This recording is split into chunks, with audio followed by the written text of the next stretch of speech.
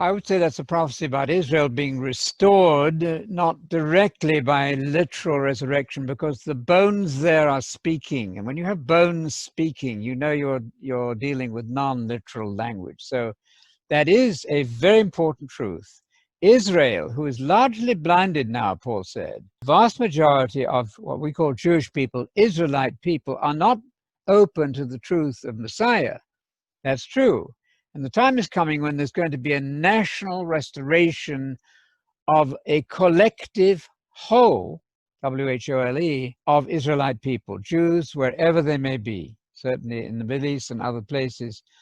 But that's going to be a restoration of existing people, not a resurrection. So I don't think that one that's referred to there is a literal resurrection. It's a figurative resurrection, meaning a national reformation, where they will, as a collective group, accept the Messiah for who he really was and is and will be when he comes in his kingdom. Verse 11, God says to Ezekiel, Son of man, these bones are the whole house of Israel. So it actually identifies dead people. The bones, yes. Bones are. So it's not, it's Israel.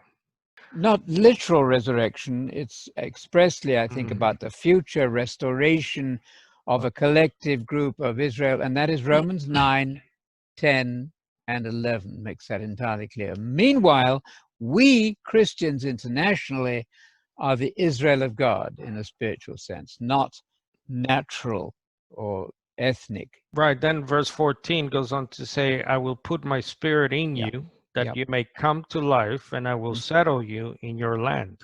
That's it. Then you shall know that I am the Lord Yahweh. I have spoken, I will do it. Oracle of the Lord. Marvelous.